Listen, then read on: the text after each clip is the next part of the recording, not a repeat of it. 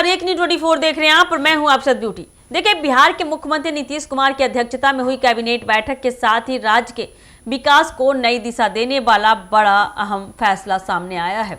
मंत्रिमंडल ने सर्वसम्मति से 7 निश्चय पार्ट 3 को मंजूरी दे दी है फाइनली। इसके साथ ही सरकार ने साफ संकेत भी दिया है कि आने वाले वर्षों में बिहार की प्राथमिकता उद्योग, रोजगार और युवाओं के भविष्य पर केंद्रित रहने वाली है। यह फैसला न केवल प्रशासनिक स्तर पर अहम है बल्कि राजनीतिक और आर्थिक दृष्टि से भी इसे बिहार के लिए गेम चेंजर माना जा रहा है।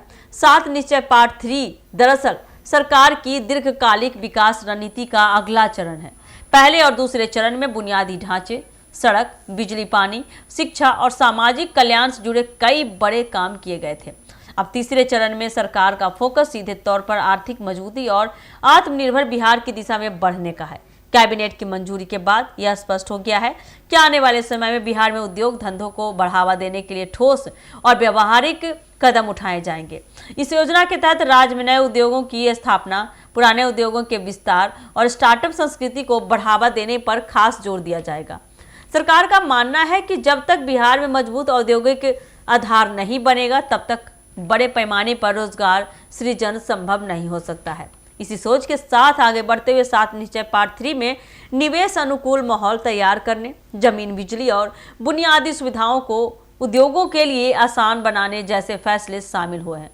युवाओं के लिए योजना खास तौर पर उम्मीदों से भरी मानी जा रही है। कैबिनेट बैठक में लिए गए फैसलों का सीधा मकसद है कि बिहार के युवाओं को रोजगार के लिए दूसरे राज्यों में पलायन न करना पड़े। सरकार चाहती है कि राज्य के अंदर ही निजी क्षेत्र और सरकारी क्षेत्र दोनों में नौकरी के अवसर बढ़ें। इसके लिए कौशल विकास, तकनीकी प्रशिक्षण और उद्योगों की जरूरत के मुताबिक युवाओं को तैयार करने की रणनीति बनाई जा रही है।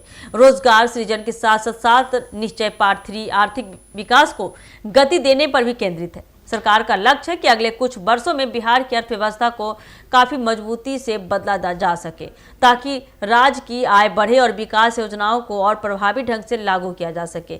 इसके जरिए छोटे और मंझोले उद्योगों को भी बढ़ावा मिले, जिससे स्थानीय स्तर पर रोजगार के नए अवसर पैदा हो सके।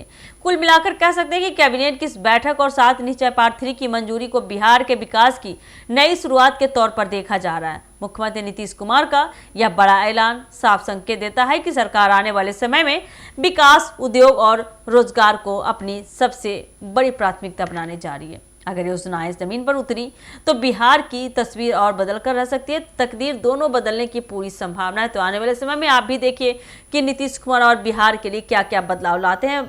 बाकी के लिए बने रहिए हमारे एक न्यूज़ 24 के साथ। धन्यवाद।